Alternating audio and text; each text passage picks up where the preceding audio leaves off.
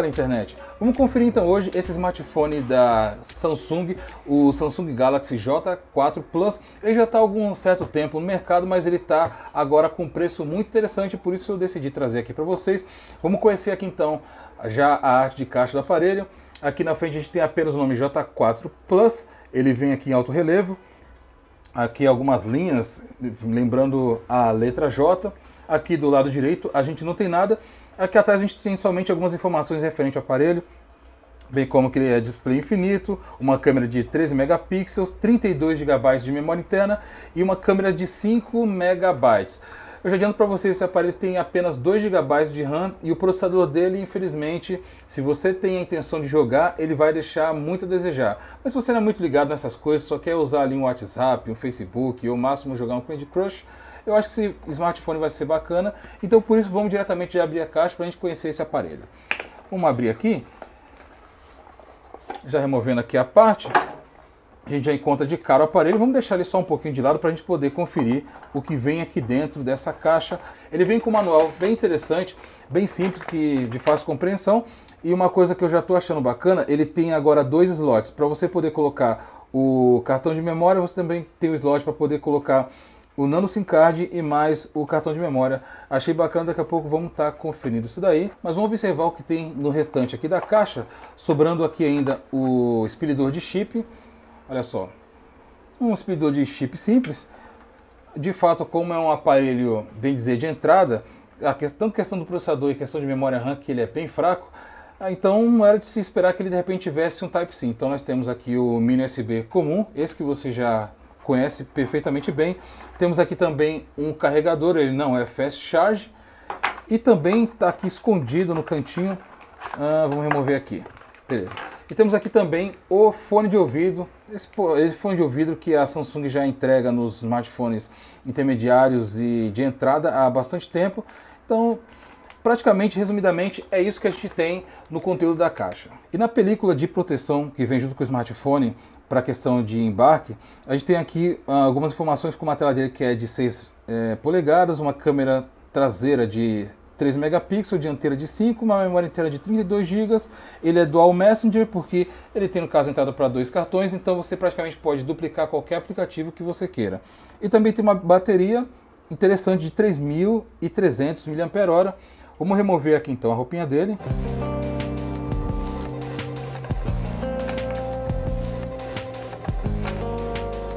A gente pode observar aqui no lateral que ele tem o botão mais e menos.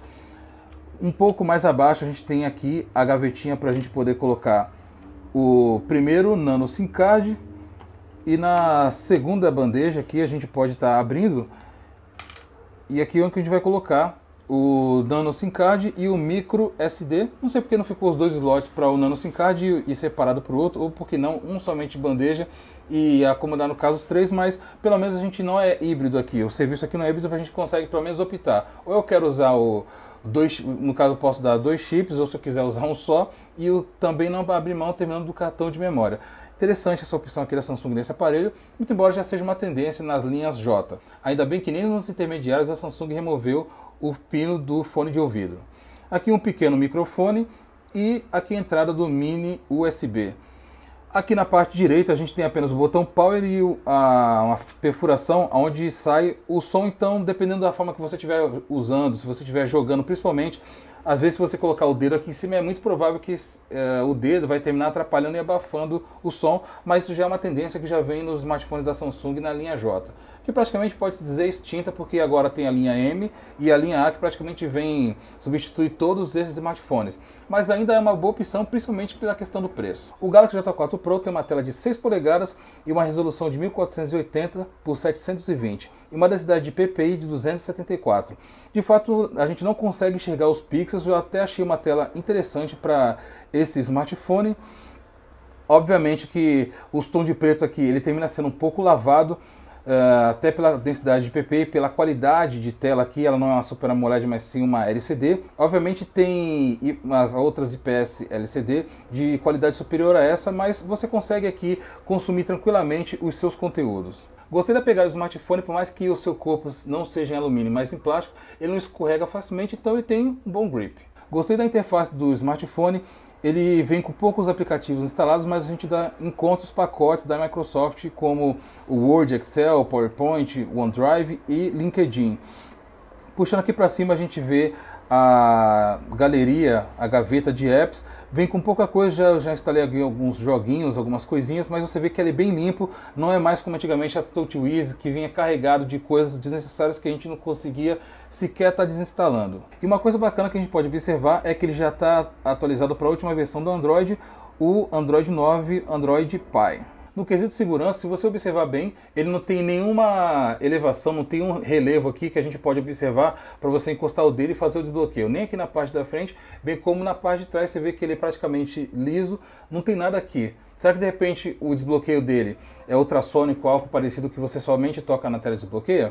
Não. Infelizmente, esse tipo de tecnologia ele não é embarcado aqui nesse smartphone. A única coisa que você consegue usar, no caso, são código PIN, ou se você quiser fazer aqueles de swipe, ou algo que também eu acho muito desnecessário, que não é nem um pouco seguro, que é a questão do desbloqueio facial.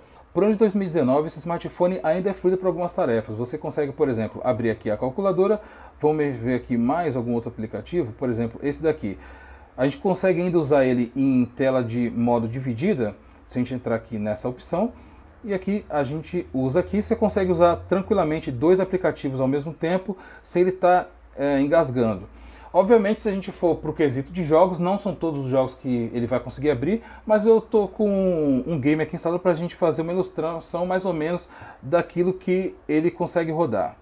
Testando a potência do smartphone, obviamente que ele não vai rodar como esse daqui, o Asphalt 8, ele não vai rodar com gráfico no último, mas ainda a gente consegue jogar. Você vê que ele não está tendo lag, ele teve uma queda da textura, obviamente que não dá para rodar no último, mas você vê que ainda a gente consegue rodar alguma coisinha ainda nesse celular.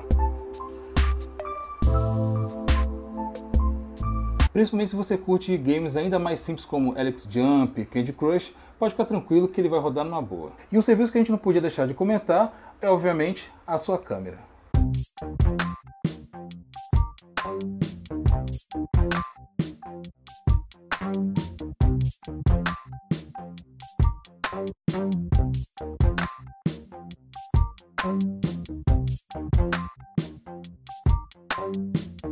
Como a gente pode observar, em ambiente claro, você consegue tirar ali uma fotografia aceitável. Agora, se a gente mudar esse quadro para algo mais escuro, como você pode observar, infelizmente ela é bastante sofrida e o ISO é bem estourado. Se a grana está curta e você não está querendo investir no flagship, ainda por ano de 2019 compensa levar esse smartphone se você não vai querer explorar muito esse aparelho, se você não tem a intenção de rodar jogos pesados e dependendo das tarefas, principalmente no quesito fotografia, você vê que não dá para a gente contar tanto com esse aparelho, mas dá para tirar ali em um ambiente claro, você consegue tirar ali boas fotografias. Mas no quesito de processamento, no questão de hardware, a questão dele já é praticamente para intermediário para baixo. Ele tem um processador de 1.4 GHz, no caso quad-core, e o chipset dele é o Snapdragon 425. A GPU dele, a placa gráfica, é uma Adreno 308 e infelizmente ele só conta com 2 GB de memória RAM. Infelizmente, boa parte dos jogos, muitos aplicativos podem terminar dando um gargalo.